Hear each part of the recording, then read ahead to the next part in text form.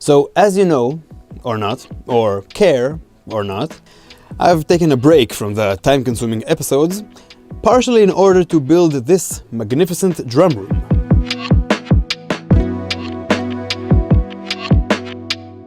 I've built this with the help of two very dear people, Uri Pindek, one of my best friends, and my dad, Miko. Two amazing people, I highly recommend them. But in the meantime, I got to do some interviews with some of the artists that I've covered in previous episodes. In this video, I'm gonna have a conversation with the amazing Swiss pianist and composer Nik Baertsch. I analyzed one of his songs, Modul 2914, in this video, and he was kind enough to do this interview, and we talked about rhythms and music and how this piece came to be. I hope you like it.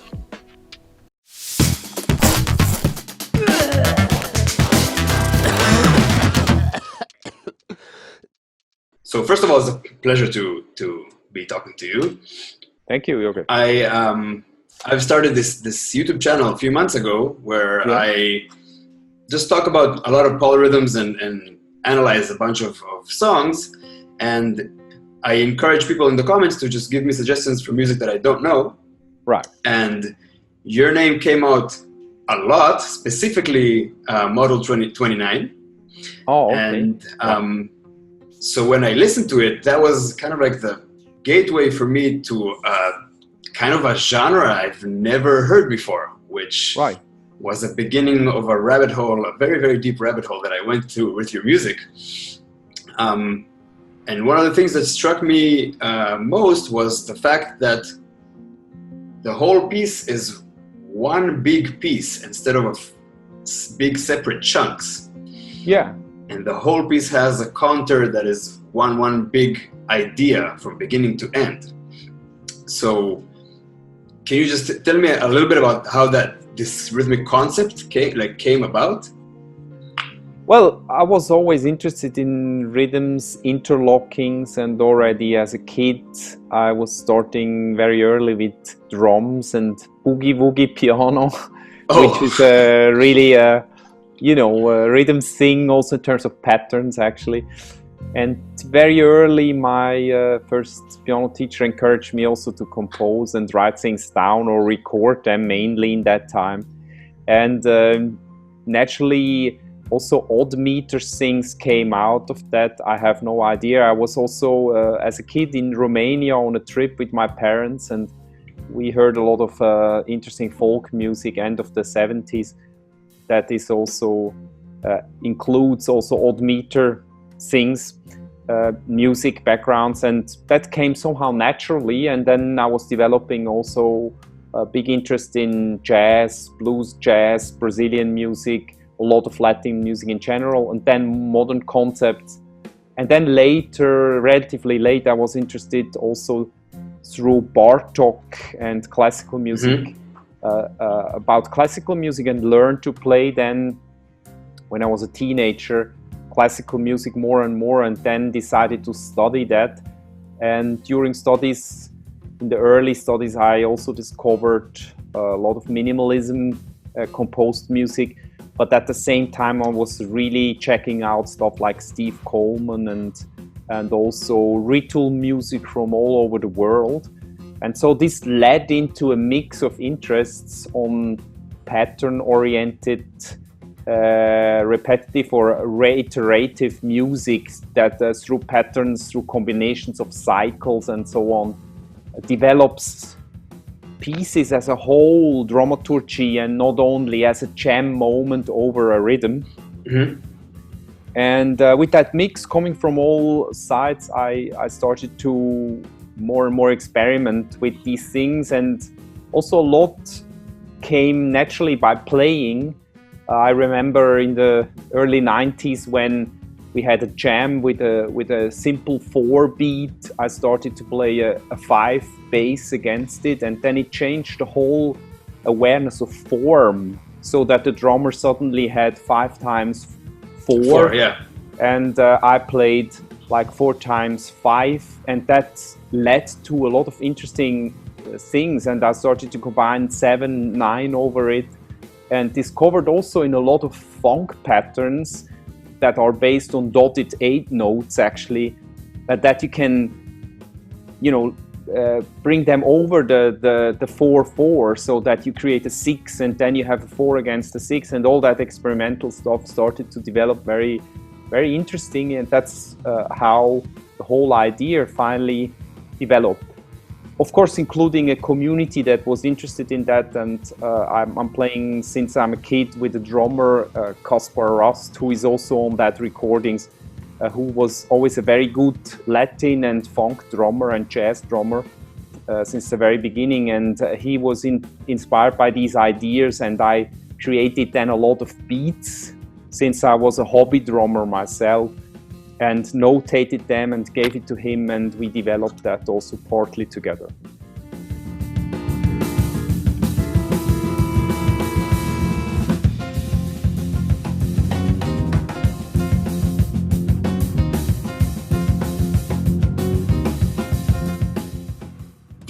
This whole ritual and all the kind of like a lot of repetition in your music allows it to the fact that it's very, very long and kind of very, very steady kind of just allows that flow of all those groupings to just like settle in a very, very comfortable way. So many things that I know that are going on, but it feels so like relaxed and smooth. So how do you communicate the dramaturgy that you're talking about for the whole thing to your band? It came actually from both sides. From one side, it was the idea of composing, that I usually have also an idea of a whole piece. I played a lot of jam sessions also myself when I was a kid. We had a club around the corner where we jammed through the night, and the idea of jamming over beats was always very present. But for me, there was always a lack of the big picture of knowing not only going from A to B, but from A to Z as a clear idea. And in classical composition, we have that very clearly, that you work on a coherence of piece, so that a basic idea leads to a big kind of context. But on the other hand, we came also from the other side by playing. So in the very beginning, after my exams, where I composed also chamber music in that sense, we did with my first acoustic group called Modul. That's the one you heard, also the late record from. We created music rituals of several hours or even days. So we played for 36 hours, for example, in a kind of a ritualistic setting, art setting. And in there, we also learned to jam with more consciousness for the big bows, you know, for the long distances, and for working with time coherently. That is finally not a jam, but that it is a clear space of pattern and ideas that develops with a very smooth attention for the little details, and this massage of the groove, that it finally comes very relaxed but also very focused. So those 36 hours is a lot, and I assume through all your shows the goal is always present. The goal, it's always in mind. That's what I mean. Yeah. And during the jamming sections, so I obviously saw a bunch of your live shows online, and there's a lot of eye contact and just like energy going on within the band. Are the improvised sections always in regard to the goal? Yeah, we developed an attitude of like really knowing that we are of course playing like good improvisers in the moment, of having a big now moment developing, but on the other hand also with a big consciousness for the whole show. Can be a show of 90 minutes or can be a long music a ritual. So this attitude is also very important. You cannot write that into compositions. It needs musicians and people that are interested in that, and that somehow like this organic play, like that the band is a musical organism, is more than the individuals. And so for us it was always important that you know all the patterns, that the drummer knows the piano pattern, that the the pianist knows the drum pattern and all patterns are present, so that you can really interact in a very direct way and create an interaction that is not distracted by reading scores or counting, for example, but by having a freedom to exchange ghost notes, creating ghost note networks and little things that are improvised, but on a level of more organism play and not so much on individual improvisation as we know it as a leading voice.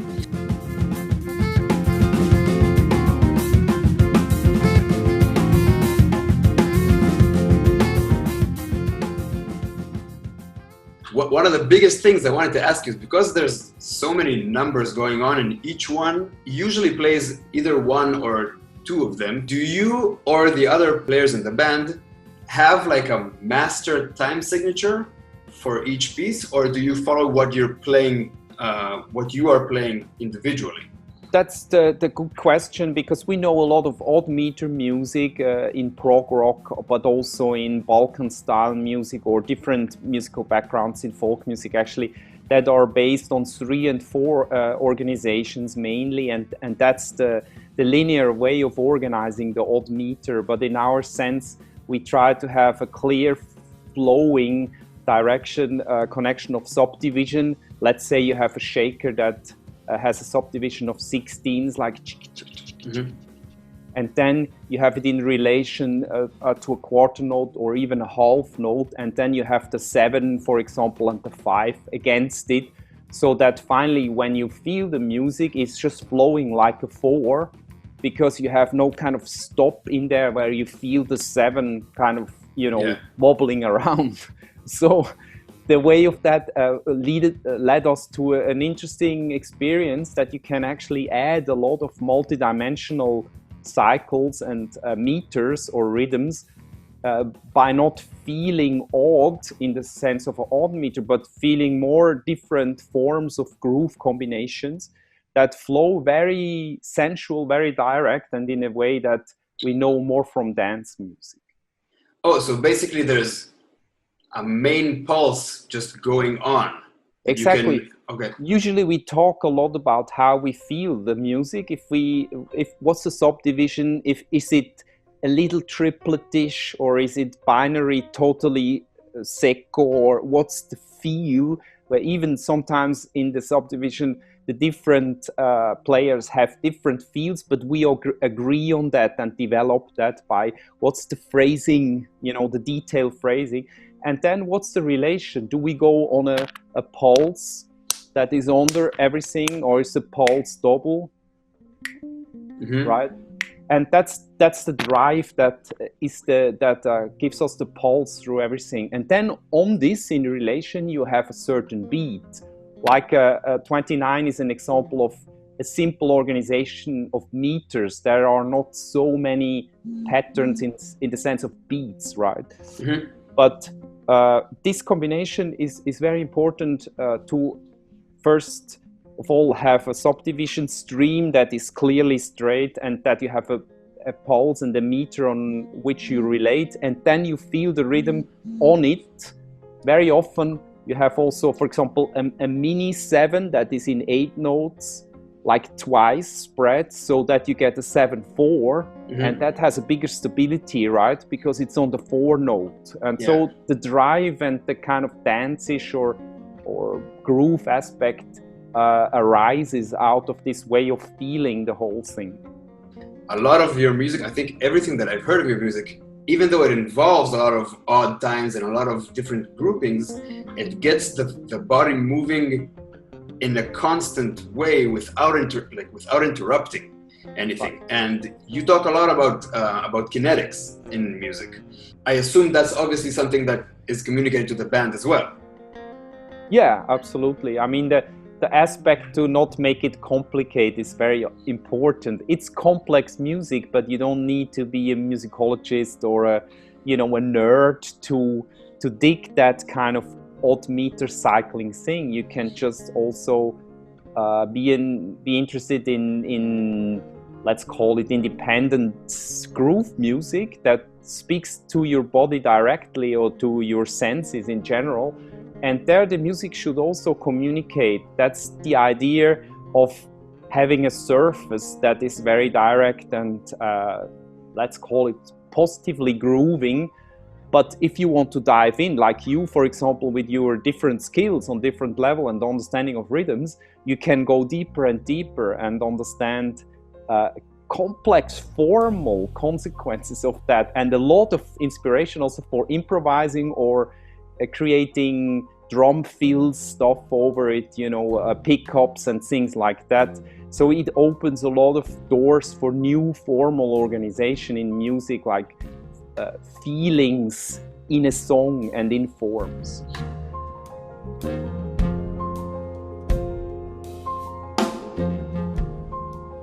Obviously, when you have to write these things down, you have to choose a time signature. It isn't so dominant if you don't look at the page. When you do look at the page, it's like, it's a 7/4, okay, it's there. Right. Do you, when you come up with new music and you interact with the band, do you give them a lead sheet, or do you discuss it, play it first? Because I know that giving a lead sheet is puts you in a square very quickly. Yeah, that's very true. That's a very good question, since there is no good way of writing that down. When you're living in a tribe or a close community, you can just play that all the time and everybody learns it, you know, naturally. But when you communicate, and that's also a big chance with other people, like for example with you, you can use our way of writing things down to show the beauty of the structure and the idea behind the piece. But you need to make it simple.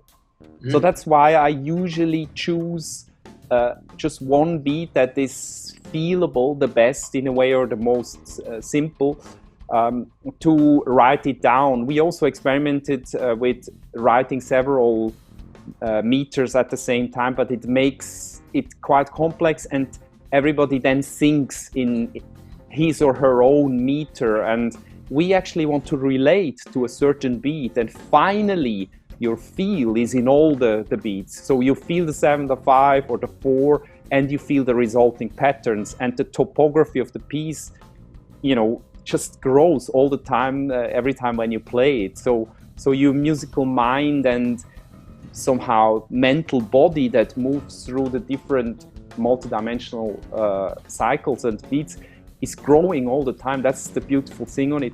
But to write it down, I want to make it as simple as possible, that also nobody is shocked by the score in terms of complexity. The complexity rises actually out when you play it, and when you start to listen to the other voices. And the score should help you to create an orientation. So in a score, usually you even have a clear one, although finally when you listen to it, the one disappears, or there are several ones, you know, bass line ones, drum beat balances ones, formal ones when they meet in between. So there is a huge, beautiful complexity or challenge going on for listeners or players, but the score should be as simple as possible. So somehow the Western way of writing that down is maybe the best bad way of writing it down. But as you mentioned it, and as you said it yourself, the best thing is to learn it finally by heart and start to be part of every voice and to learn the different perspectives on the different patterns. Yeah, because let's say the big pattern is 7/4, and you happen to play a 9 in 9 or in 8 or something. It's gonna look very different every time. So I'm sure that your musicians know that the page is very much a guideline. Exactly, it's a map, yeah. And like you explained it very beautiful in your video that I liked very much. You can explain it actually quite simple, but the feel of playing it and experience it is not simple. It's a simple music, but it's not simple-minded. It's a way that you can learn and increase your skill and your awareness for music, for rhythms, for communication, for interaction. You can constantly develop that. That's a beautiful thing. You can even train that alone in your body, you know, having a 3 in the one hand, a shaker in the other hand, tap with the feet differently, as you know, as a drummer, also how complex that can get. And your music, it gives a very, very good foundation for it. It seems to me that every time you move toward like the next kind of like step in the music, all of those numbers none of them cut. Yeah. All of them come to a close, and then the next section starts. I assume that's intentional. Yeah, we organize that usually modularly. That's also in the score. So you know that yourself in different life situations, sometimes you want to let it flow a little while longer than in another situation. And so the meeting point of the 7 and the 5, so 7 times 5 or 5 times 7, they meet at a certain point. And when we are, for example, in a more improvising section, we can just let that flow several times, and maybe after 5 times, that's cool. And I give a cue early enough, and then everybody knows when they come together, next part starts. So this gives us also this freedom that we often don't have in composed music. You know, composed music is very often just a question of interpretation. But in improvised music, we often also have a lack of formal dramaturgical development. And I wanted to find a new way that is in between, where we respect the musical content, the piece, the idea of the piece, the dramaturgy, but also offers us some parts of freedom for the band and for the players, where you can actually let one part be longer than in the last show, for example.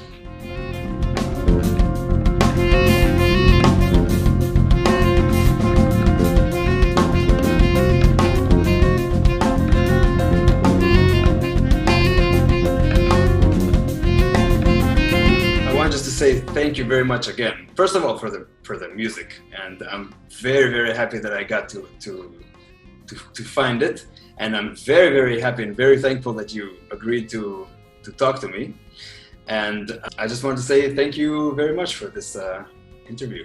Well, I have to thank you, Yogev, because I find these resonances interesting. You know, when I see something, I hear something, how you dived also with a funny way into that music and explain it to other people, and how you understood it actually as a drummer. Also, that's for me very inspiring, and I'm also really happy to have the chance to be in exchange, especially since I think the idea of drumming and the instrument, the drums, is the main thing that happened in 20th century, and we are still not there of understanding the whole push and energy that gave to music in general, also to classical music actually.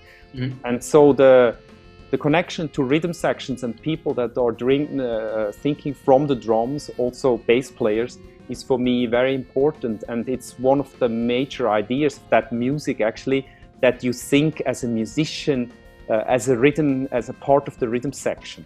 Since we know very often, you know, it's just normal that the drummer keeps the beat and phrases, and the bass player too. And I always liked bands because of the rhythm section, and very often wished that maybe the melody or the soloist stops for a moment, that we can actually listen to the rhythm section, because rhythm sections, they defined styles. They developed a lot of major impacts in groove music, and there is still a lot to discover from that side for all the other players that should also sometimes think like their drummers or bass players. I mean, in your band, everyone is the rhythm section and everyone is the melody. So everyone is responsible for everything, kind of, which is a lot of...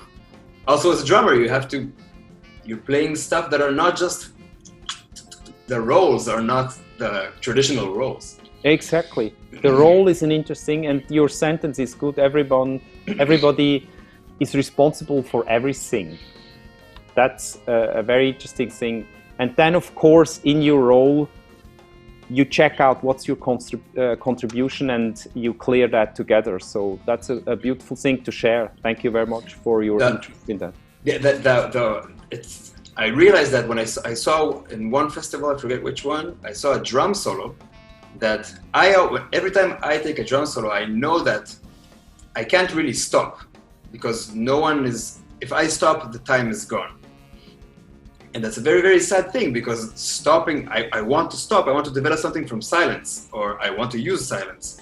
And then I saw that drum solo and he stops and nothing in the flow changes. Yeah. The flow is there all the time, so he has so much more freedom to play in, which just made me realize that, oh, he's just playing that instrument. It's not a role anymore. Yeah. It's not that drums are a role in piano, or piano does the harmony, drums does the rhythm. It's not that anymore. Yeah, that's for me.